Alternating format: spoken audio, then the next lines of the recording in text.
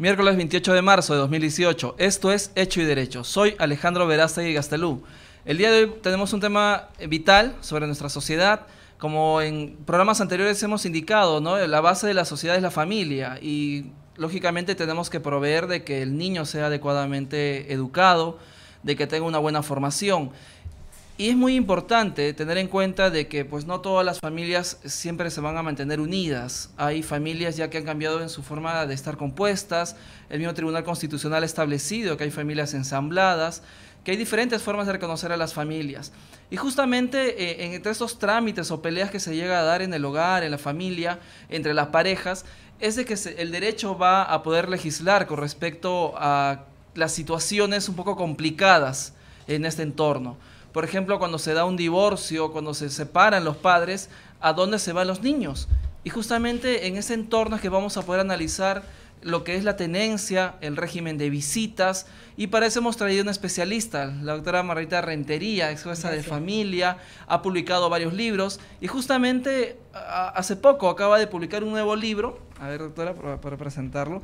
El nuevo libro de la doctora es Niñez, Defensa y Debido Proceso. ¿Ya lo pueden adquirir en diferentes librerías? Sí, todavía está para difundir en las librerías. Ah, correcto. Ya, en el mes de abril se va a poder hacer ello, pero sí ya está publicado. Muy importante porque trabaja lo que es la defensa de los derechos de los niños también por las diversas instituciones del Perú como de otros lugares, ¿no? Como la Corte Interamericana, el Tribunal Europeo de Derechos Humanos y instituciones que a lo mejor pensamos que no tienen nada que ver con los niños, pero que sí, como el Indecopi, ¿no?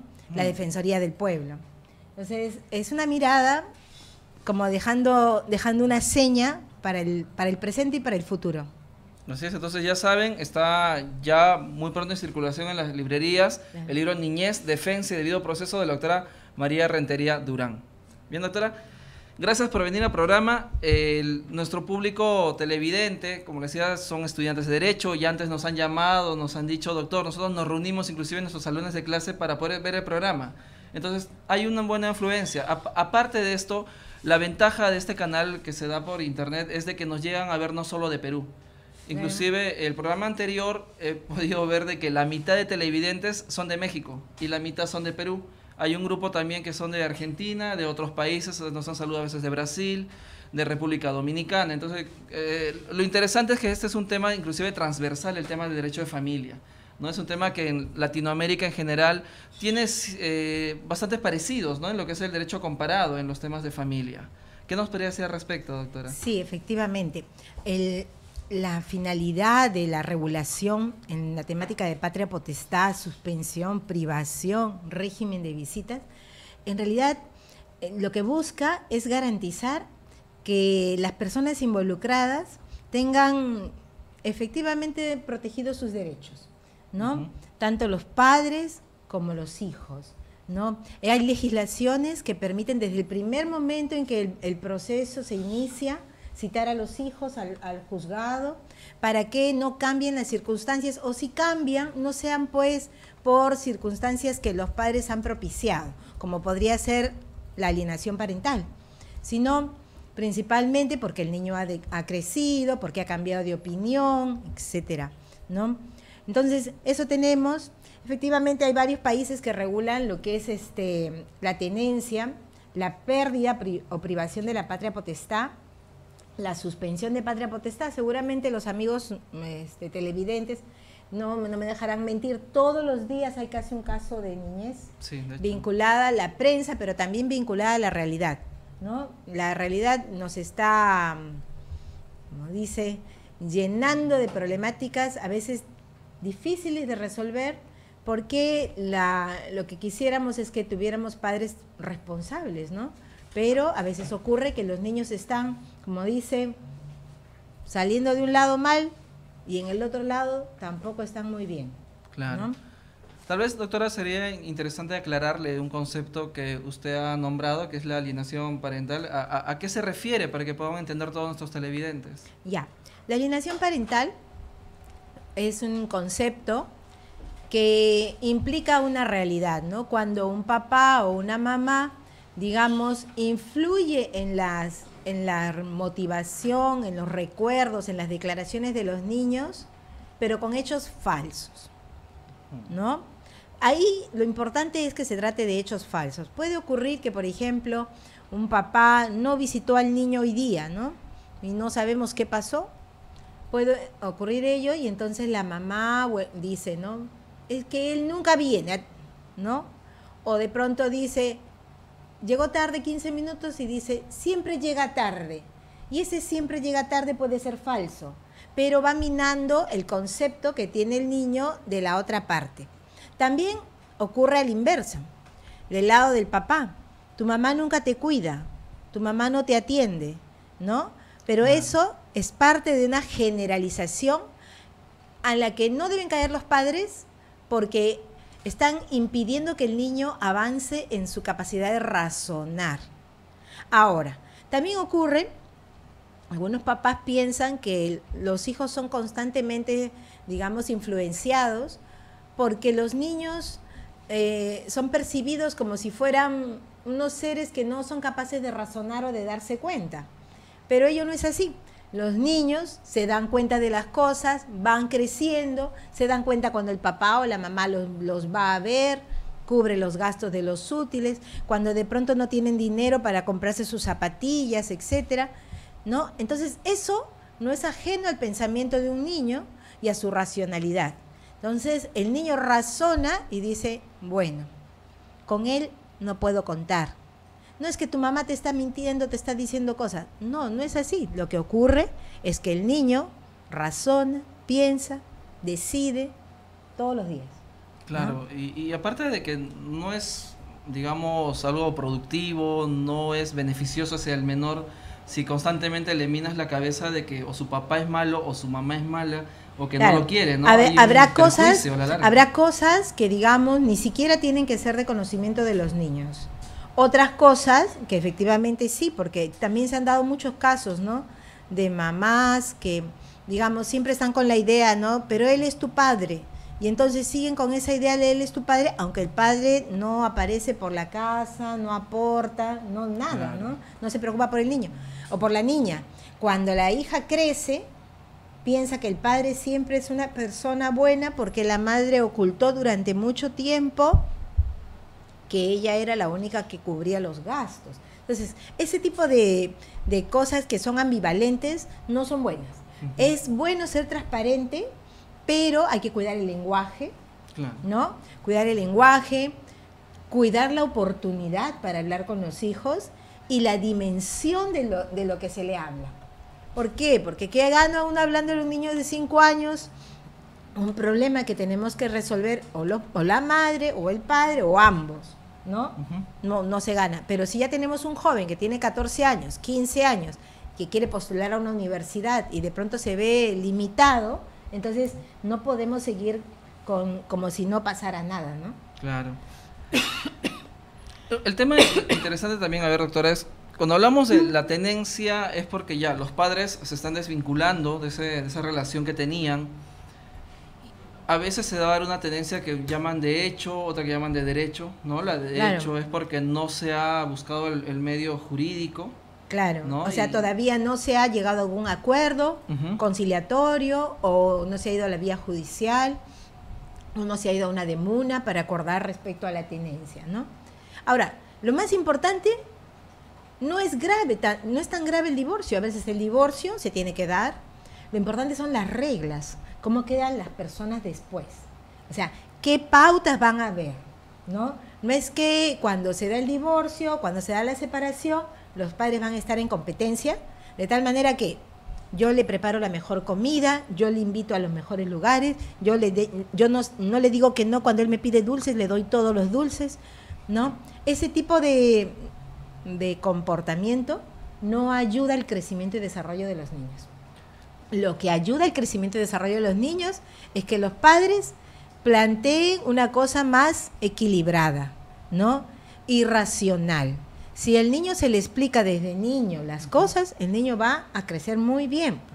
Pero cuando, por ejemplo, le decimos, es que tú tienes que hacer esto porque yo soy tu mamá, o tienes que hacer esto porque yo soy tu papá. No, tienes que hacer esto porque te hace bien a tu salud. Si tú no te vacunas, te vas a enfermar fácilmente, etcétera. Si tú comes comida chatarra, la comida chatarra no vas a crecer, ¿no? Te vas a llenar de grasa y a lo mejor hasta te da diabetes, ¿no? Entonces, ¿y qué cosa es la diabetes? Es algo que se produce efectivamente por el mayor consumo de azúcares y poco procesamiento de las grasas también, ¿no? Entonces, eso, digamos, sí tienen que saber los niños. Sí, ¿no? claro, es importante explicarles el explicarles decisión el porqué. que toman los padres. De pronto, por ejemplo, un niño la puede ver a una mamá o un papá con 500 soles y decir, vamos a comprar, ¿no? Y a lo mejor esos 500 soles son para pagar el departamento o son para pagar, no sé, una deuda o qué sé yo, los útiles escolares. Entonces, a los niños hay que explicarles, ¿no? Mira, no te puedo comprar ahorita, digamos, ese juguete, lo dejamos para fin de mes, porque ahorita tengo que comprar los útiles, ¿no? O tengo que pagar la casa, o tengo que hacer tal cosa. Y el niño, aunque parezca mentira, poco a poco va a entender. Hará su pataleta el primer día por una cosa, por un dulce, pero luego va a entender. Porque claro, somos seres inteligentes, sí, ¿no?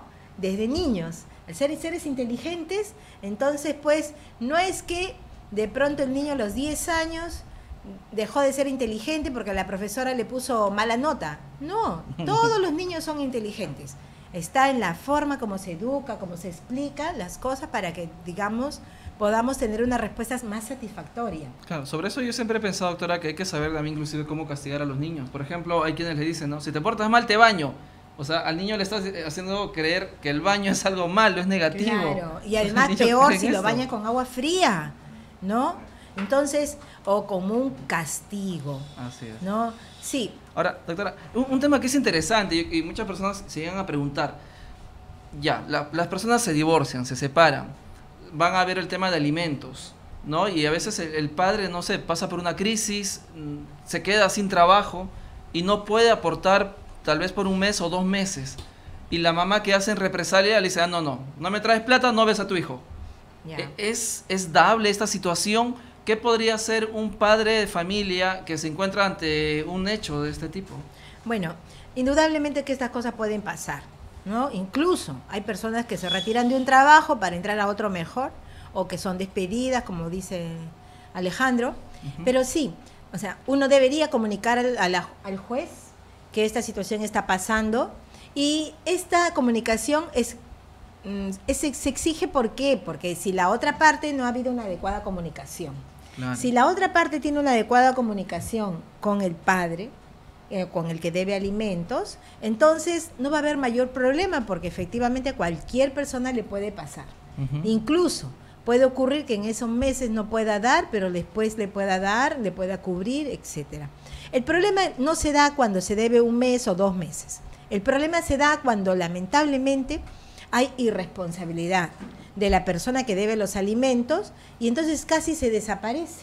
Claro. Y las obligaciones y las necesidades del niño van creciendo todos los días, ¿no? Los que tenemos hijos sabemos, pues, ¿no?, que desde que el niño, digamos, abre los ojos, se le requiere, pues, no sé, tomar su desayuno, ¿no?, tomar agua, tener agua en el caño para bañarlo, pagar la electricidad.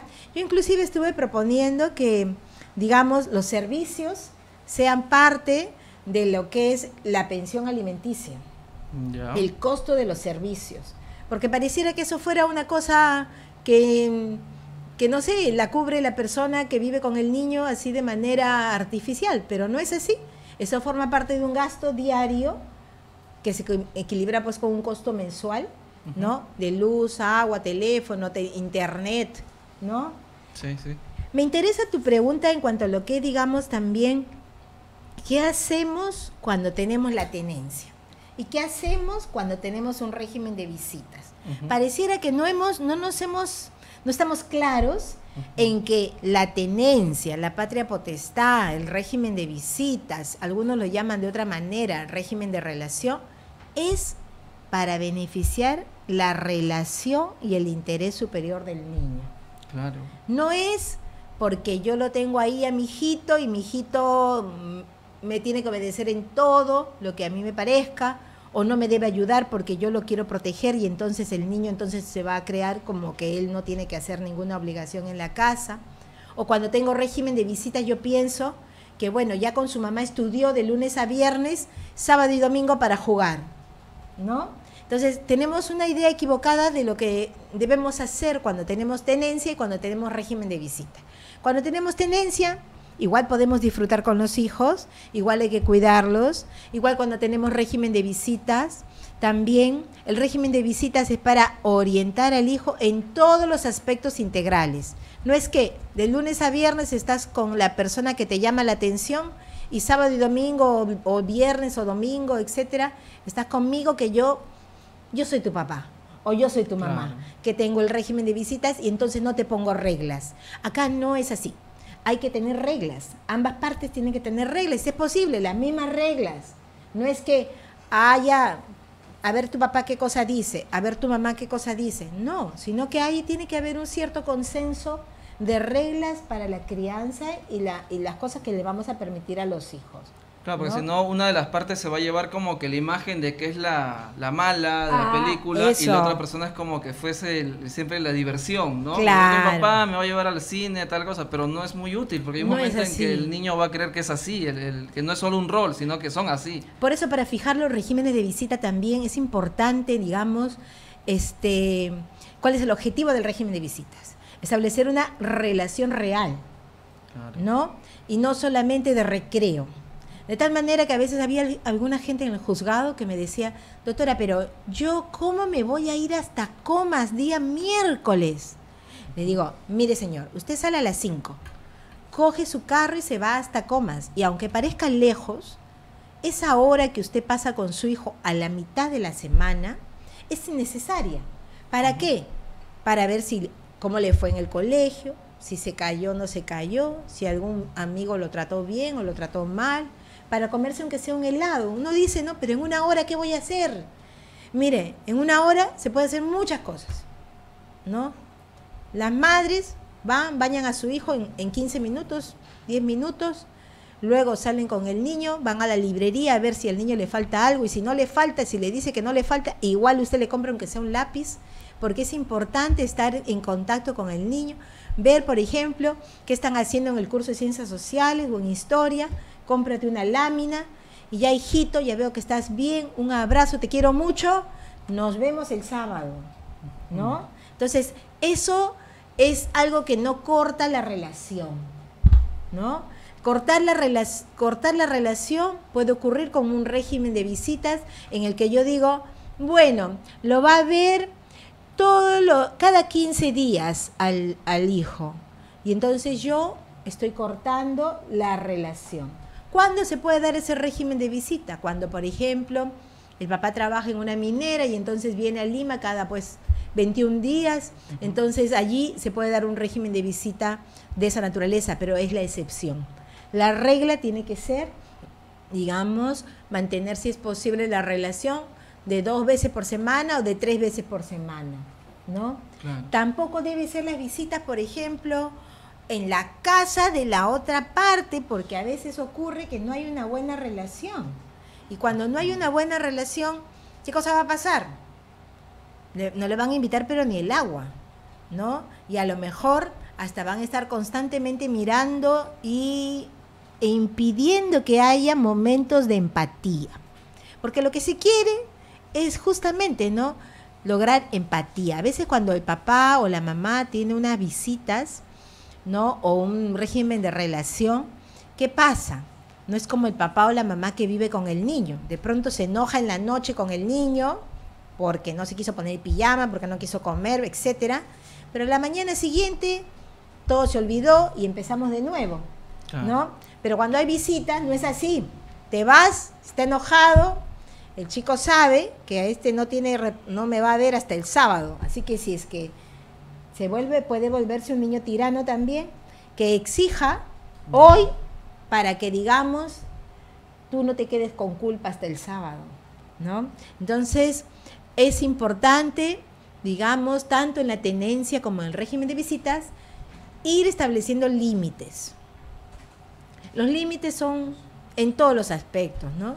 No es que el niño va a estar atado, pero, por ejemplo, cuando un niño tiene 4 años y les dice, me voy a la casa de mi amiguita, uno tiene que decir, así no se dice. ¿Cómo se dice? ¿Puedo ir a la casa de mi amiga? ¿Se dan cuenta? Claro. Desde 4. Y luego cuando van creciendo y son adolescentes, ¿qué ocurre? Dice, tengo una fiesta, viejo. Entonces uno dice, ah, ya, ¿y qué se celebran? ¿No? ¿Dónde es? ¿Quiénes van a estar? El padre o la madre que no dice nada, que no pregunta nada, es como si fuera un padre desaparecido. Hay que entrar a preguntar con el adolescente. Y eso, aunque parezca una cosa que a veces uno evita para evitar el conflicto, justamente ayuda a establecer límites. Porque de pronto el chico puede decir, o la señorita puede decir, la fiesta va a durar hasta las 4. Ah, ya, pero yo te paso a recoger a las 2:30, ¿no? Y por si acaso, a las 2:30 ya te has despedido de todos. No es que empiezas a despedirte y yo estoy parada o parado allí hasta las 3 de la mañana, ¿no? Entonces, ir poniendo límites, que hay cosas bonitas, ¿no? Por ejemplo, muchos chicos cogen el celular. Dicen, espérate un poquito, ahorita hablo con mi mamá. Mamá, ¿me puedo ir a la casa de mi amigo tal, que no sé qué, que saca el otro? ¿Quién es tu amigo? ¿Lo conocemos? No, no, es que no lo conoces. ¿Conocemos a sus papás? No, tampoco lo conoces. Hemos quedado, Juancito, que por teléfono no me pides permisos. ¡Rum! Cae que cae, la regla. Claro. ¿No? Entonces, o si no, otra regla que dice, no, hagamos amigos, perfecto, te puedes ir a la casa de tu amigo, pero siempre que lo conozcamos. Así que los papás que tienen tenencia o los papás que tienen régimen de visita deben invitar a los amigos de sus hijos a su casa. Claro, conocerlos. Para conocerlos, así es, ¿no? Doctora, nos indican de que hay una llamada desde Los Olivos. A ver, por favor, Huguito, se lo mandamos al aire. Ya. Aló, buen día. Aló, buenos días, doctor. Sí. Buenos días a la doctora también. Felicitarlos por el programa, muy bueno. ¿Qué tal? ¿Tu nombre, por favor? Soy Miguel Ángel. ¿Qué tal, Miguel Soy Ángel? estudiante de Derecho. Soy justo... Había un caso particular que hay en mi familia sobre tenencia y quería consultarle a la doctora. Al respecto de eso, ¿qué sucede, doctora, cuando yo tengo un hermano mayor, tiene una niña de 2 años y 7 meses, y con su expareja ellos nunca han convivido y tampoco tienen ni definición de tenencia por conciliación ni por sentencia? Es decir, la tenencia no ha sido definida. ¿Y qué pasa con esta situación? A mi sobrina, a la niña, le hacen ver películas de terror, y la que se hace cargo de esa niña son los abuelitos. La señora no trabaja, no crea lazos de afectividad. El dinero que mi hermano entrega es a una cuenta, una cuenta que a su cuenta de la señora, ¿no? Como le digo, no hay una orden judicial ni nada, todo ha sido, lo han resuelto así de palabra. Acuerdo, verbal. Y la situación, doctora, es un día una de sus hermanas le entrega a la menor a mi hermano. Mi hermano ya dice, no, sabes que no está bien con mi familia, que no está acá bien, llévatelo. Le entrega a la niña y luego en la tarde van a su trabajo y lo detienen a mi hermano, lo detienen y le dicen que ha habido sustracción, pero que yo sepa, no existe sustracción porque no ha habido definición de tenencia, ¿no? Y era correcto que lo detengan si la hermana lo ha entregado a la menor y no ha habido definición de esa tenencia. Y bueno, doctora, digamos, ¿qué en ese caso, qué la vía más rápida? ¿Por violencia familiar o por un proceso de tenencia y una medida cautelar, ¿no? Muchas gracias y ya está. Ya. Gracias, Miguel Ángel. Doctora. Sí, buenas. Mire, Miguel Ángel, acá lo más importante, claro, hay dos cosas, ¿no? En su proceso penal, por el cual debe haber habido una denuncia por la sustracción, ¿no? Tiene que explicarme en qué está, para ver, según ello, qué es lo que el señor puede solicitar. Pero, y también tener en cuenta qué es lo que él quiere. Él puede querer tener a la niña consigo. Entonces, en ese caso, puede pedir la tenencia de él. ¿Por qué? Porque no hay una tenencia jurídicamente determinada. Y porque hay razones que podrían determinar que el señor es la mejor persona para tener a la niña. Pero también podría pedir un régimen de visitas. En el régimen de visitas, de todas maneras se lo tienen que dar, porque el señor es el papá. Y siendo el papá, no hay ninguna razón por la cual le tendrían que negar ese régimen de visitas. Ahora, ¿por qué ha hecho la señora la denuncia de sustracción?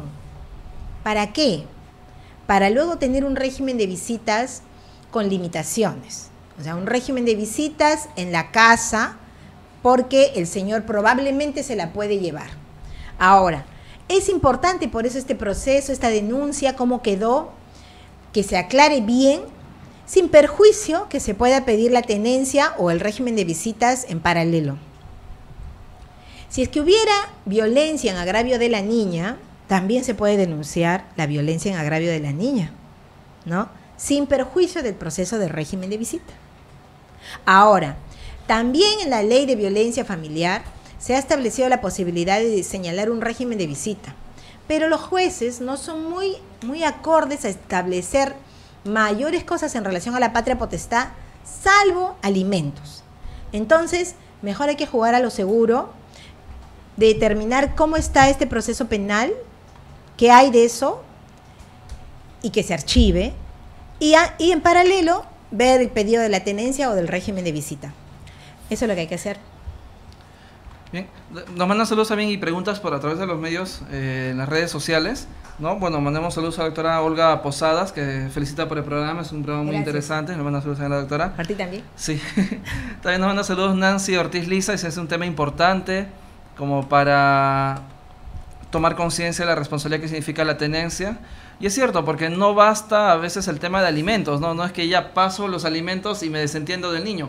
Y lo malo es que justamente en el programa anterior estamos hablando de estos malos políticos que tenemos. Y hoy en día el mismo congresista Mamani, que sale denunciando todo esto, sale denunciado porque no ha reconocido a su hija, no quiere pasar alimentos, y sale a decir inclusive que él era el acosado laboralmente o sexualmente por la trabajadora que él votó estando embarazada. Así es. ¿No? Y aparte que no es el primer político que hace esto, recordemos el caso de Toledo también. Hay una doble moral ahí. Así es. Hay una doble moral. A mí me acuerdo un caso, una vez, siendo juez de familia, vino un señor y me dijo: doctora, ¿usted por qué me ha puesto 20%? Si el presidente de la República, una juez le puso 5% en Piura. Le digo, yo hubiera tenido el presidente de la República acá, yo le hubiera puesto 20 o 30%, le digo. Claro. ¿No? Entonces, pero efectivamente, hay una doble moral. A mí, yo todos los días converso con los taxistas, ¿no? Los taxistas son los señores que reciben las noticias, conversan, etcétera. Y entonces ellos, digamos, ¿no? También me dicen, ¿cómo puede ser posible que haya una congresista, que esta congresista dijo que era titulada y luego total no es titulada? Y podría haber sido no universitaria, solamente haber tenido su secundaria, etcétera, pero debió hablar con la verdad. Claro. Lo mismo que el otro que dice que no se acuerda ni en qué colegio estudió. ¿Dónde acabó? Entonces, yo digo, ¿no? Tenemos que cambiar nuestra patria, ¿por qué? Por dos motivos. Porque estamos viviendo un país ahora, pero a la vez estamos haciendo que nuestros niños y adolescentes vivan este país. O sea, un país en el que ellos van a vivir con certezas no solamente de parte de la madre, sino también del padre, ¿no? De ambos. Las certezas no se limitan pues solamente a digamos, ¿no? Hijito, yo te quiero mucho, te llamo por teléfono y llego en la noche. Tampoco. El niño tiene que tener certezas de que puede contar con ese otro ser humano que es más grande que él y que Dios se lo ha dado como papá o como mamá. Eso se llama vivir con certezas. Es como la novia, ¿no? La novia que ya no acepta solo peluches ni, ¿cómo se llama?, chocolatitos. La novia dice, no, ahora yo lo que quiero saber, si es que yo cuando esté enferma, tú vas a estar conmigo, ¿no? Claro. O tú vas a desaparecerte. Porque también eso pasa, cuando los niños viven, digamos, ¿no?, ausencias paternas, los niños, cuando crecen, se vuelven unas personas que no confían. ¿Por qué? Porque constantemente han recibido mentiras del papá o la mamá que le dicen, no te preocupes, el sábado estoy allí, o no te preocupes, a las 8 estoy allí, o no te preocupes, yo pago los útiles, o no te preocupes. Total, En realidad, han pasado varios días del padre, no han ido al colegio, no han estado con ellos. Entonces, el niño empieza a ser una persona desconfiada. Y aparte que uno le está enseñando como que puedes prometer algo y no cumplirlo. Claro, y no pasa nada. Y no pasa nada. Hay una costumbre de eso. No pasa nada. Eso también tiene que ver con lo que es una propuesta, ¿no?, de declaración automática de la pérdida de la patria potestad. ¿No? Doctora, nos hacen otras preguntas en las Sí, redes sociales. a ver. Por ejemplo, César Reinaldo dice: buenos días, estimados conductores. Una pregunta: si es que fuese al revés, un padre toma la tenencia por X motivos y la madre es la que visita, ¿no?, al niño, ¿también la madre estaría en la obligación de aportar económicamente y cubrir algunos gastos conforme a su crianza? Es una pregunta que nos hace. También nos manda saludos Felipe HB, Rómulo Guamán, y Fernando Rosas hace también la siguiente pregunta: de no existir determinación de tenencia por conciliación o sentencia judicial, ¿no existe la sustracción? ¿Es cierto esto? Más o menos va por la llamada que nos han hecho. Bueno, nos vamos a una pausa y regresamos con la respuesta que usted nos va a dar, doctora. Bien, vamos a nuestra primera pausa. Ok.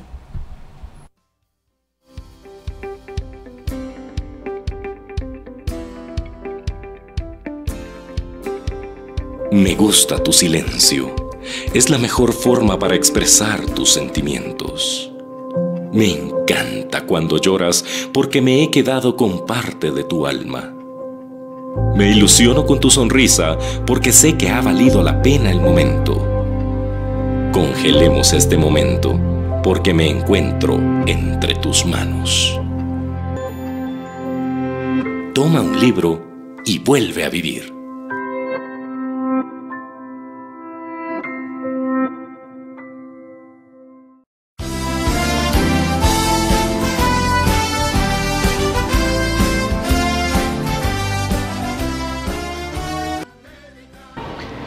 Buen día, estimados amigos. Los esperamos en HCM Radio TV. En este programa Tecnología Médica y Salud estaremos debatiendo, analizando los temas de coyuntura de la salud en nuestro país. Los espero todos los jueves de 5 a 6 de la tarde en HCM Radio TV.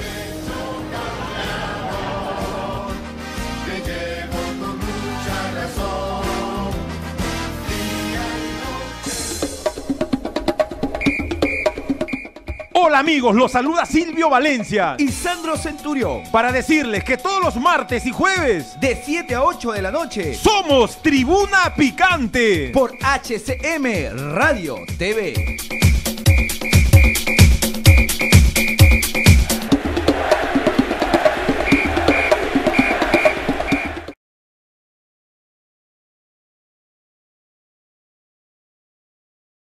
Silvio Valencia y Sandro Centurión para decirles que todos los martes y jueves de 7 a 8 de la noche somos Tribuna Picante por HCM Radio TV.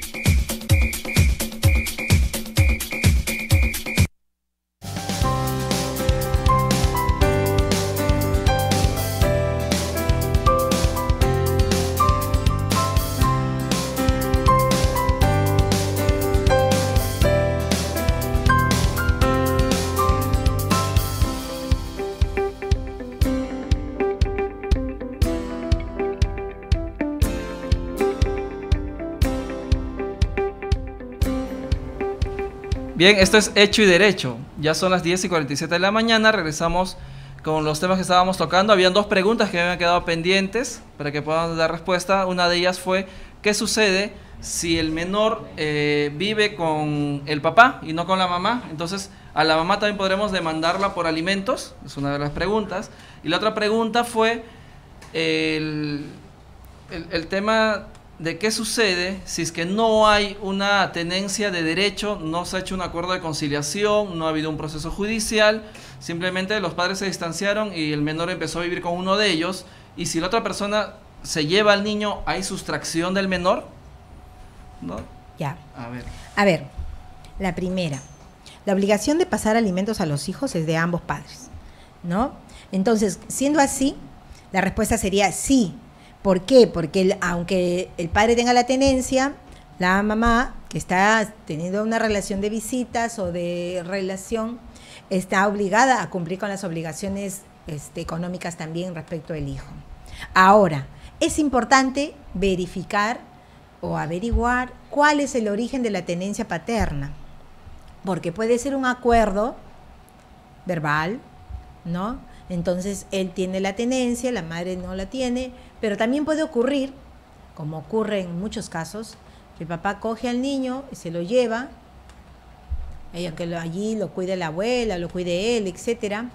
El hecho es que el niño vivía con una determinada persona y muchas veces cuando es demandado por alimentos o cuando es denunciado por violencia, cogen y se llevan al niño. Entonces, en ese caso, yo primero determinaría cuál es el origen de la tenencia del papá, verificando, ¿no?, qué cosa pasó, qué ocurrió, y según eso vería el tema de los alimentos. Porque también en pleno proceso de alimentos, digamos, ocurren este tipo de hechos. Y respecto a la otra pregunta, sí, tenemos un problema, pero el problema no está en que la norma no señale que no se puede denunciar por sustracción. El problema está en los operadores jurídicos que indican y rechazan las denuncias por sustracción cuando hay un vínculo parento-filial. En realidad, ¿qué ocurre? La determinación de la tenencia no es lo más clave para la determinación del delito de sustracción. ¿Por qué? Porque aún la tenencia de hecho debe ser protegida, no solo por el derecho de la madre o del padre que tiene al niño, sino precisamente por el derecho del niño a tener y mantener su condición, su estatus, su cama, su dormitorio, sus amigos, su colegio, etc. La legislación argentina le llama a ello su centro de vida. No es que tú me vas a cambiar mi centro de vida porque a ti se te da la gana. No. Claro. ¿Ya? Entonces, así seas tú padre o madre, me estás cambiando mi centro de vida. Por eso es que tampoco se puede cambiar de colegio así nomás, porque uno quisiera, sino porque hay alguna razón, ¿no? A veces los niños se acostumbran y es como su segunda casa, ¿no? Desde que ingresan al colegio saludan a la persona que limpia, saludan a la persona que está limpiando el jardín, a la profesora, a la receptora, etcétera. Sus amiguitos, hasta extrañan hasta el amiguito que lo molesta. Entonces, no es que, digamos, podamos subsumirnos pensando que porque existe una relación parento-filial, entonces lo que tú haces no es sustracción. Lo que tú haces se llama sustracción. Entonces, no es que, digamos, los operadores jurídicos pueden seguir rechazando las denuncias de esta naturaleza, ¿no? Claro. Ahora, una pregunta que, como le decía, se hacía y más o menos lo hice en el marco introductorio de hoy día del programa es, o sea, si el padre o la madre que, digamos, está obligada con el tema de alimentos, deja de pasar los alimentos, ¿puede perder la tenencia? A ver, si un padre deja de pasar alimentos, debería... ¿O afectaría en algo su régimen de visitas, de repente, con ese tema? A ver, ya. Es que, digamos, en 1990, cuando entró en vigencia la Convención de los Derechos del Niño, uno de los principios más importantes era el del interés superior del niño. Sí. Entonces, ¿qué pasa? El régimen de visitas se establece no en relación al interés del padre, sino en relación al interés del niño. ¿Y qué ocurre? También las pensiones alimenticias se establecen como garantía de la supervivencia y vida del niño. ¿Qué pasa si un papá o una mamá que está obligado a pasar alimentos no los pasa? ¿Qué está procesando? ¿Qué está produciendo? Que el niño quede en desamparo en muchos casos. En otros casos no queda en desamparo, ¿por qué? Porque la familia materna o la misma madre cubre totalmente el 100% de los gastos del niño. Pero en realidad el padre está incumpliendo con algo fundamental. Al incumplir con algo fundamental para la vida del niño, ¿cómo puede cumplir, cómo puede pedir derechos si es que no cumple con sus deberes elementales? Distinta es la situación, como ya dijimos hace un rato, ¿no?, del padre que pues dejó de trabajar por un mes, 15 días, etcétera, y que incumplió por ese mes o esos 15 días con el régimen, con los alimentos. Pero no se puede permitir que un padre o una madre que tenga una obligación alimentaria, de pronto no cumpla, pero sí quiera visitar. A veces las personas pueden no estar de acuerdo con esta posición, porque algunas personas también han utilizado esto como una espada de Damocles contra el papá, ¿no? Y bueno, pero en realidad establecida una pensión alimenticia, ya sea vía asignación anticipada, vía sentencia, vía demuna, vía acuerdo, etcétera, el padre tiene que cumplir, o la madre tiene que cumplir, ¿no? Pueden darse el caso de que esté operada, que le haya pasado alguna cosa, y son casos extremos, ¿no? Claro, de todos modos, señores televidentes, habría que dejar en claro de que si es que esto se lleva a una instancia judicial, no es que el juez solo vea la norma y dice, ya la aplico. No, él escucha las razones, los motivos, y según eso es que va a poder resolver, ¿no? De repente el padre, como nos menciona la doctora Margarita Rentería, sufre una enfermedad, entonces es entendible que por un tiempo no va a cubrir esos alimentos. Por ejemplo, hace unos días he estado yo en un foro sobre la tuberculosis. Ya. Y bueno, yo miraba la tuberculosis por el lado de la patria potestad, ¿no? También se puede mirar desde lo que es régimen de visitas, el cuidado del niño. ¿Y por qué tenemos un problema gravísimo de tuberculosis? 30.000 casos nuevos cada año, y se gasta mucho en curar más que en prevenir. Así es. Y entonces está pasando esto, pero ¿qué pasa si el padre o la madre tiene TBC? ¿No? Durante el tiempo que tiene la TBC y durante el tiempo que se cura, no debería tener contacto con los hijos. Claro. Por lo menos podría tener un contacto lejano por vía de internet, ¿no? Que permita una relación muy cercana, porque precisamente se puede producir el contagio, ¿no? Pero no por eso podemos ir al otro extremo, ¿no? ¿Ya? Que sería simplemente, bueno, le suspenden el régimen de visitas hasta que la señora ya, digamos, pasen un tiempo. Se sane, claro. Se sane. Se puede suspender, pero no para no tener ningún tipo de relación, sino suspender en la forma en que se venía prestando, ¿no? Hoy en día, cambiarlo por otra forma. Así es. Decirle, hijo, estoy bien, llamar por teléfono. Entonces, no es un régimen que se suspende en la forma. Antes se prestaba de una manera, ahora se cambia a otra manera, ¿no? Esa flexibilidad debe ser una cosa rápida también, ¿no? Digamos, ocurrido una medida cautelar, entonces la judicatura debería llamar inmediatamente al niño, tener conocimiento de lo que está pasando y variar el régimen, variarlo a otra forma, una forma de prestarlo a lo mejor no tan presencial, pero sí con otro tipo de elementos. Puede ser que le mande un mensaje por el celular, puede ser que lo vea por una ventana, puede ser de distinto tipo de naturaleza. Lo importante es no romper la relación no del padre romper e hijo. la relación. Nos hacen otras preguntas, nos manda saludos la doctora Jenny Rojas, dice saludos doctor Verástegui y éxitos a la doctora Rentería. Mi pregunta sería, como en el papel que ella tuvo como jueza de familia, ¿se exigía alguna prueba psicológica para el padre que asume la tenencia en los casos que usted tenía? ¿Había ese tipo de pruebas? A ver, sí, las pruebas psicológicas son importantes.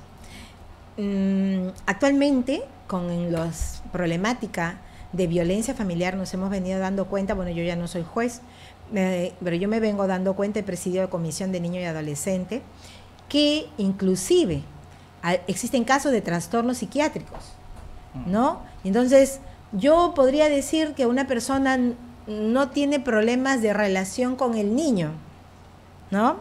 Pero es un celópata, Claro. ¿no? O puedo decir que es una persona ansiosa, pero su relación con el niño no está afectada. No es tan cierto. ¿Por qué? Porque si yo tengo una persona ansiosa, esa persona va a querer todo ya, para ayer, anteayer. Y entonces al niño también le va a exigir de tal manera, ¿no? También puede haber otros casos, ¿no? De trastornos de personalidad que, digamos, deberían ser dilucidados antes de determinar la tenencia. Pero, ¿y esto, doctora, era una regla? O sea, ¿siempre se tendía a hacer? Sí, pero es un problema cuando pedía la contraparte? No, siempre, pero es un problema, ¿por qué? precisamente los operadores psicológicos, Ya. el equipo multidisciplinario, por ejemplo, se negaba a realizar la prueba esta de determinación de la alienación parental, Ujú. ¿no? Y entonces 8 psicólogos firmaban un documento y decían a la juez, no vamos a hacer porque esa prueba no está en la lista de los trastornos de personalidad, ¿no? Y entonces sentían que no era su trabajo. Pero ahora sí, están aceptando, pero creo que debemos de tener gente muy capaz en todas las regiones.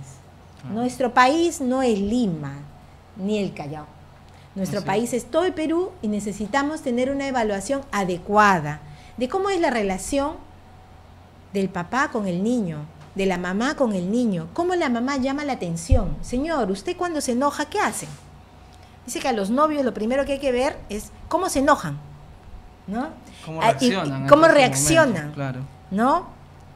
Si la persona, por ejemplo, tiene un hijo, ¿cómo es su manera de llamarle la atención al niño? Algunas personas, yo he observado, cogen al niño y le aprietan el brazo fuertemente. Otras, como decía Alejandro, llevan al niño y lo meten a la ducha. Te voy a meter a la ducha, ¿no? O otras asustan a los niños con cosas que realmente son mentiras. Por ejemplo, la vez pasada yo encontré una niña rodeada de 3 señoras en Vivanda de Miraflores. ¿Y qué pasaba con la niña? La niña lloraba, pero a mares. Las 3 personas que la rodeaban, probablemente una mamá, una tía y una abuela, le habían dicho, le digo, ¿y por qué lloras? Porque los cocodrilos van a venir a comerme. Entonces, alguien de estas 3 mujeres ligadas afectivamente a la niña, le habían dicho que los cocodrilos iban a venir a comer. Entonces yo les dije, no, eso no es verdad. Acá no hay cocodrilos y menos te van a venir a comer. Cuando me escucharon, como tengo voz un poco fuerte, felizmente, la señora, una de ellas dijo, sí, no va a venir ningún cocodrilo. Y la niña dejó de llorar. Las maneras como educamos tenemos que cambiar. Porque si bien no le están pegando a la niña, le están haciendo meter el miedo, y las personas no deben ser educadas en base al miedo. Mira que si no haces esto, te va a pasar tal cosa. No subas a tal parte porque si no te vas a caer. No subas la escalera porque te vas a caer. En vez de decirle, te puedes caer, cógete bien de la pared, Claro. ¿no? Entonces tenemos que ir cambiando. Es muy importante el tema de cómo comunicar las cosas. Cómo el diálogo. comunicar las cosas. Es también un poco de que la sociedad de por sí ya tiene un poco de hipocresía. ¿A qué me refiero? Me refiero a que uno le dice a los niños, no mientas, no hay que mentir. Pero si yo te digo, va a venir un cocodrilo, te estoy mintiendo. Claro. O por ejemplo, uno dice, es muy malo mentir, pero desde pequeños les mentimos. O sea, uno dice, oye, hay Papá Noel, hay Reyes Magos. Bueno, yo Quiera o sí no, creo, los están todavía en mintiendo. el Papá Noel, los Reyes Magos, Claro. como una ilusión para los niños. Me parece que eso no hay que romper. Pero no hay cierta mentira en eso. Sí, pues, pero no digamos que que debamos de romper la ilusión de los niños. O habría que saber también cómo ya decirle cuando no hay. ¿no? También. quizá eso sí. Porque ¿no? te Quizá eso sí, enteras de una pero forma no, que no, no es no debemos adecuada. romper. Mire, ve, una vez también me acuerdo haber mirado en el cuaderno de mi hija, que ahora ya está grande, ¿no? Haber mirado, decía, la señora rectángulo, Ya. ¿ya? Y entonces habían pintado a la señora rectángulo y tenían que poner un texto de lo que decía la señora rectángulo. Y yo decía, uno podría decirle a la profesora, pero profesora, no hay ninguna señora rectángulo. Pero si miramos que la profesora lo que quiere hacer es desarrollar la creatividad del niño, ¿no? Entonces estamos en otros límites. Así es, hay ¿no? un límite ahí ligero. Como por entre ejemplo cuando romper nosotros vemos fantasías. que un niño pinta la casa de color rojo Ya. y uno dice, hijito, no hay ninguna casa de color rojo. Y de pronto me puede decir, o la profesora Letarja, ¿no? Le dice, no hay ninguna casa de color rojo. Y el niño le puede contestar, sí, el colegio de abogados es de color rojo. ¿no? Entonces, ese tipo de cosas y no cortar la creatividad, porque realmente, si no, ¿qué seríamos si no tuviéramos los comunicadores, no tuviéramos a los educadores, no tuviéramos, inclusive nosotros como abogados, ¿no?, distintos caminos para resolver un mismo problema? Claro, y estaríamos en lo clásico. En lo clásico solamente, no, mira, cosas. esto es así, la ley dice esto, y no, eso de interpretar o aplicar los principios constitucionales, no, eso no está en la ley, ¿no? Claro, y aparte de que esto es una movida actual, ¿no? Esto de lo que se llama que el derecho constitucional ha ingresado a todos los otros derechos. Así es. Es algo que antes no existía de por No. sí. También nos manda saludos Eduard Juárez More, le mandamos saludos. También nos manda saludos la doctora Hipatía Campos Salvador, dice saludos, doctora Verazzi, saludos a su invitada. Ella dice, tengo entendido que según la ley 30364, la jueza también podría pronunciarse sobre medidas cautelares como alimentos, tenencia, régimen de visitas, pero eso es algo que algunos jueces no lo aplican, lamentablemente, ¿no? Es lo que ella nos está indicando como abogada. Allí habría que, digamos, si es que fuera necesario, urgente, hay que pedirlo, ¿ya? No hay que dejar que el expediente se vaya a la fiscalía con ese procedimiento que algún día tiene que cambiar. En estos días, ojalá pronto, ¿no? ¿Por qué? Porque está dejando las medidas de protección en el aire a manos del fiscal del Ministerio Público, que no tiene competencia para mirar ello. No tiene capacidad, porque su capacidad es penal, ¿se dan cuenta? Entonces, el hecho que se determine si es que hay delito o no hay delito, no tiene nada que ver con las medidas de protección que se dictaron, no porque hay delito, sino porque se necesita. Por el Entonces, interés superior del niño. Claro, o el interés superior del Así niño, o el peligro de la persona, etcétera. No pueden esas medidas evaporarse porque el fiscal dijo no hay delito, ¿no? Entonces, allí ha habido un problema que, claro, la ley tiene aciertos, por ejemplo, en la determinación de algunos tipos de violencia, en determinar la posibilidad de disponer medidas de protección, etcétera. Pero ¿qué pasa si la judicatura no hace las audiencias que dice la ley, no escucho a la otra parte y así nomás lo envío y dicto mis medidas de protección escuchando a una sola parte? Si hago eso, aparte de violar el debido proceso, ¿qué estoy haciendo? Estoy haciendo que no tengo el conocimiento suficiente como para disponer qué es lo que se debe disponer en realidad, como por ejemplo los alimentos, un régimen de visitas o una tenencia. La vez pasada yo vi un señor, pobrecito, en menos de 3 días le habían quitado la tenencia de sus hijos, ¿no? Y realmente, de lo que me contó, él parecía tener la razón. Entonces es importante escuchar a la otra parte. Para esto, el sistema de notificaciones tiene que ser excelente, pues. No podemos tener un sistema de medidas de protección de 3 días si nosotros vamos a notificar a la otra parte por el courier. Y el courier va a llegar, sabe Dios, en 15 días recién la cédula. Entonces, eso no se puede hacer, ¿no? Es algo que a mí me ha pasado en un proceso que yo llevé. Me viene a buscar un cliente, él es el padre, y él dice, mire, la mamá se ha ido, todo esto, yo quiero pasar alimentos, pero ella no me permite. Yo paso los alimentos, no me quiere dar la cuenta.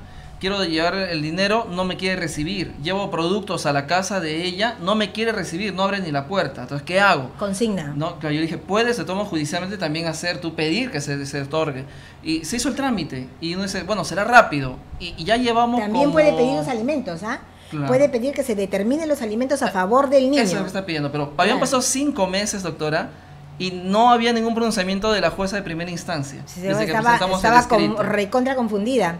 Eso, por ejemplo, pasa con el régimen de visita también. Como es un derecho del niño, si es que la madre ve que el padre no cumple con el régimen de visita, no hay régimen de visita establecido o él no lo ha solicitado y ella considera que es importante la relación con este sujeto que es el papá, entonces, ¿qué pasa? Para el niño, ¿no? Puede ser que para ella no sea importante, para ella, pero para su hijo sí. Entonces, ¿qué pasa?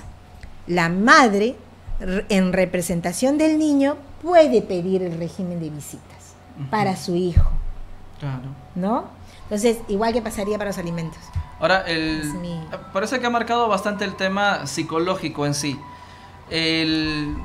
Nos ha escrito la doctora Zulma Rodolfo Torres, ella es psicóloga, dice muy bien, qué interesante la entrevista. La salud mental es algo fundamental. Y en ese mismo sentido nos hacen otra pregunta Fernando Rosas.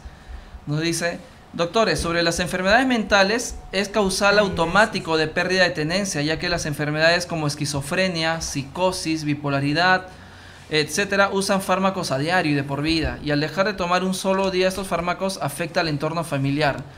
¿Estas personas pueden hacerse cargo de niños? ¿No? Nos preguntan Fernando Rosas. A ver, allí a veces hay que ver, digamos, los grados que tienen las personas en las enfermedades mentales, ¿no? Lógicamente, si una persona tiene alguna de las enfermedades que pone en peligro la vida del niño, entonces no podría hacerse cargo de esta persona. Pero puede ocurrir que alguna de ellas, medicamentada, digamos, no tenga mayor problema. Así como el celópata, por ejemplo. El celópata puede ser un celoso, ya, pero no llegar a matar a la cónyuge o a la pareja, ¿no? Ok. A ver, el programa HSM justo preparó un video, no sé si podríamos reproducirlo.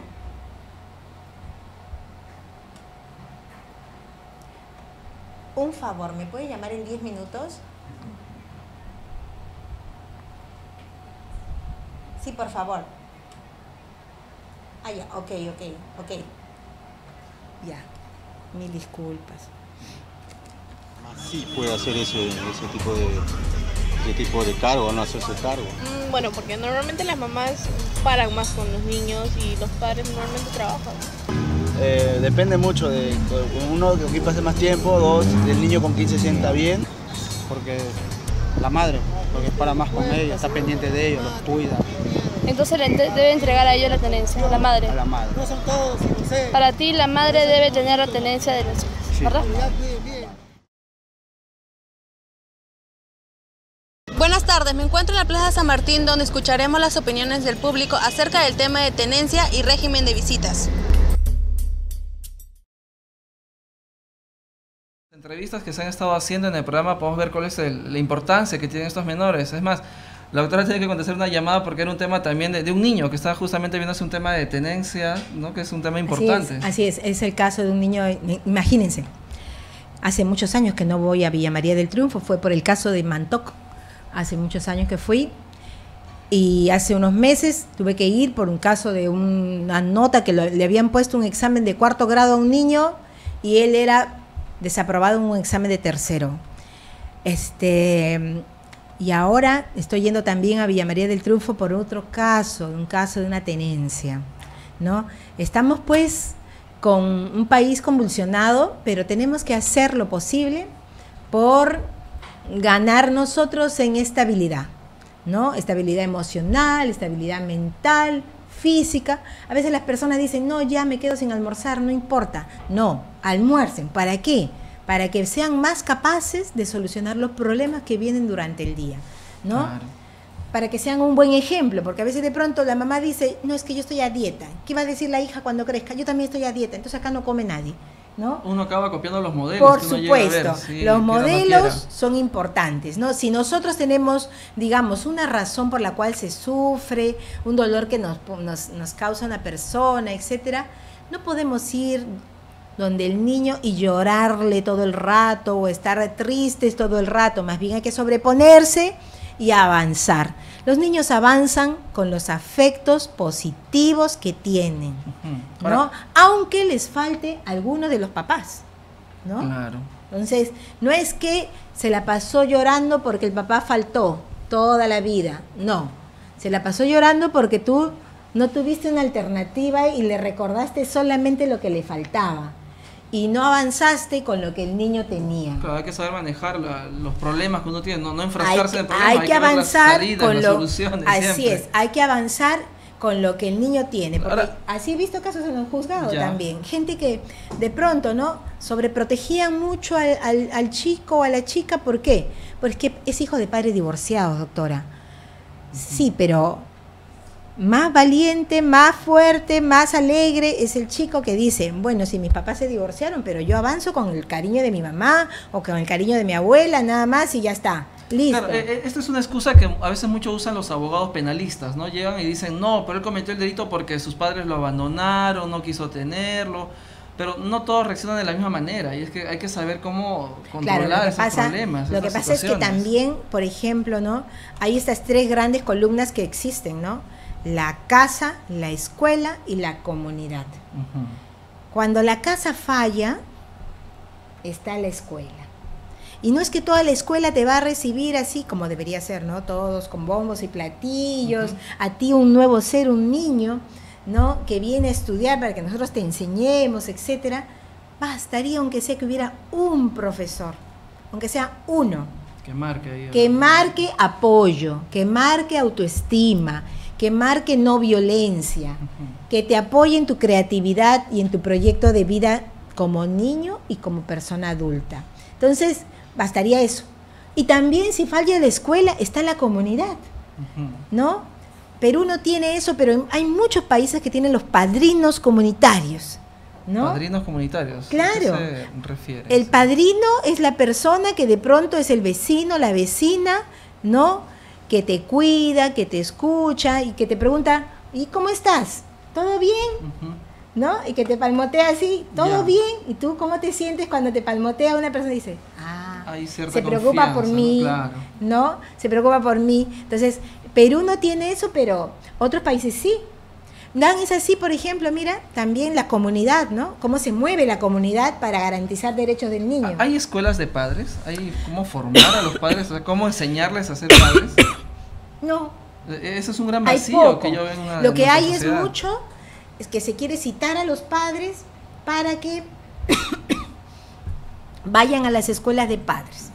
Pero si a veces no van ni a las reuniones, a veces quien va a la reunión es la mamá o a veces no va nadie, ¿no? ¿Qué es lo que hay que hacer? Creo que debemos cambiar la manera como estamos enseñando en los colegios. Y hace unos días, un mes era, que miré una propaganda, ¿no? De mi banco. Es un banco, ¿no? Entonces dijo, ¿de qué me sirve que me enseñen cuántos ríos existen y cómo se llaman si no me enseñan a cuidarlos? Sí, una buena propaganda. Me quedé fortalecida y dije, bien, por allí tenemos que avanzar. Seguramente que los comunicadores, nuestras nuevas generaciones están haciendo que cambien esta publicidad. Y lo mismo pasa, por ejemplo, ¿no? Te enseñan que el estómago, que el corazón, que los riñones, etcétera, todo, ¿no? La cantidad de huesos, cómo se llaman todos los huesos. Nadie te enseña a cuidar los huesos. Nadie te enseña a cuidar los riñones. Nadie te enseña a cuidar el estómago. Nadie sabe si, por ejemplo, no tienes un problema de garganta, qué puedes tomar, qué puedes hacer, que sea natural. Y si tienes un problema de estómago, por ejemplo, gastritis, nadie sabe, primero, por qué te da la gastritis y cómo te curas la gastritis, sin tener que tomar medicinas.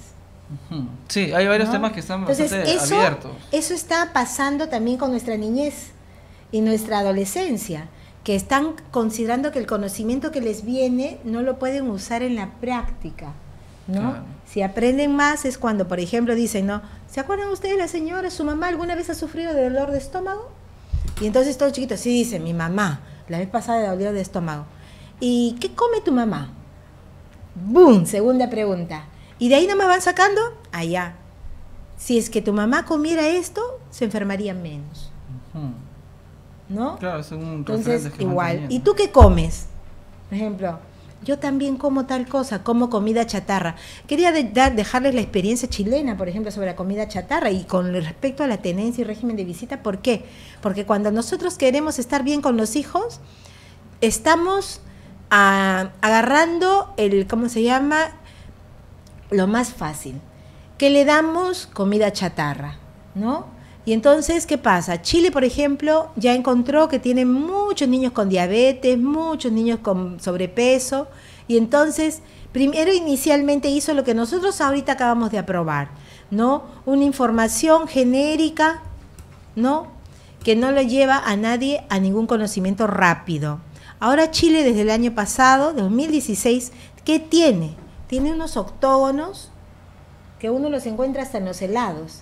Y si el niño quiere un helado, dice ahí el helado, dice alto en calorías, alto en azúcares, alto en tal cosa, ¿no? Entonces, hasta la Coca-Cola, No es que no se pueda. No, es transparente, pero el Congreso lamentablemente a veces acá en Perú lo obstaculiza. Ha obstaculizado esto, pero nosotros que nos dedicamos a los derechos de los niños, tenemos que usar todos los espacios para poder señalar que también cuando hay tenencia, cuando hay régimen de visitas, hay que saber se juega lo que es la salud alimentaria de los niños. Salud física, ¿no? salud mental, todo eso. Así es integral. Sí. No es que yo estoy contigo, también otra cosa. Cuando se tiene parejas nuevas, etcétera, y se hace el régimen de visitas, hay que cuidar que el niño tenga la posibilidad de vincularse, de conversar con el padre que está llevando el régimen de visitas. Y hay que saber si presentarlo o no, porque no es tampoco útil, te presento, luego ya rompí, luego te presento a otro. Te presento a tu tía Patti, y luego el niño después de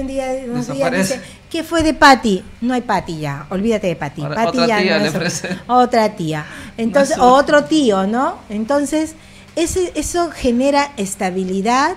¿Y por qué? Porque el niño tiene propensión a hacer amistad, claro, ¿no? A ver si es que esta persona, no es que le va a salvar la vida, pero sí va a mantener una relación saludable, ¿no? Y también quiere saber si esa persona es bueno para su mamá o es bueno para su papá. Claro. Doctora, nos queda muy poco tiempo ya para el programa, la verdad es que el tema es bastante extenso, se podría tocar diferentes temáticas dentro de lo que es la tenencia y el régimen de visitas. Solo para concluir, en el video muchos se preguntaban a los usuarios, bueno, a la gente que está en la calle, ¿tú qué opinas? O sea, ¿con quién se deben ir los niños menores, ¿no? ¿Con el papá, con la mamá? ¿Qué es lo que usualmente se estila a decidir a nivel judicial en estos casos? ¿O en qué edad ya el niño podría decidir, ¿no? Yo quiero estar con mi papá, yo quiero estar con mi mamá. A ver, en el juzgado a veces los niños llegan y te dicen, yo quiero estar con mi papá, o yo quiero estar con mi mamá. Y entonces lo primero que hay que decirles es, eso no te he preguntado todavía, ¿no? Vamos a hablar de otras cosas, ¿no? Y entonces uno le empieza a preguntar al niño, ¿qué tomas de desayuno? ¿Quién te lleva al colegio? ¿Quién te recoge? ¿Cómo te acuestas? ¿Cómo duermes? Claro. ¿No? Y si yo pienso que el niño está bien con ese papá o esa mamá, ¿para qué lo voy a cambiar de lugar?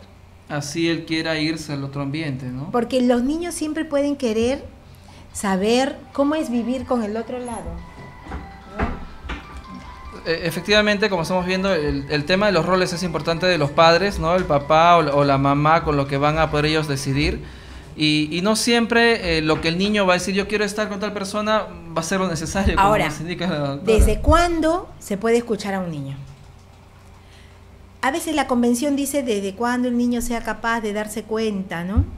Se debe escuchar al niño y tomar en cuenta lo que dice el adolescente. No. Se debe tomar en cuenta todo lo que el niño dice. Porque puede ocurrir que un niño que no habla muy bien hable ante el juez con los abrazos que le puede dar a un padre. Sí, un lenguaje corporal en sí. Así ¿no? es. También se puede mirar el rechazo, puede ser momentáneo también, puede ser por una cosa circunstancial que hay que saber mirar, ¿no? Entonces, decía Mizrahi, que es un autor argentino, que los niños que no hablan se comunican por el llanto, por los ojos, con la alegría, pero nunca jamás hay que decir que los niños no están diciendo nada. Los niños nos están diciendo, donde están felices, allí tienen que estar, ¿no? Donde hay reglas, allí tienen que estar. Bien, muchas gracias, doctora, por haber venido al programa. Ha sido muy útil para todos nosotros, para los televidentes, para mí. Esto ha sido Hecho y Derecho. Nos vemos la siguiente semana. Gracias. Gracias también a los oyentes. Gracias, Alejandro, por haberme invitado. Realmente para mí es una cosa maravillosa poder compartir algunas cosas que también son dudas para mí, ¿no? Gracias. Listo, gracias.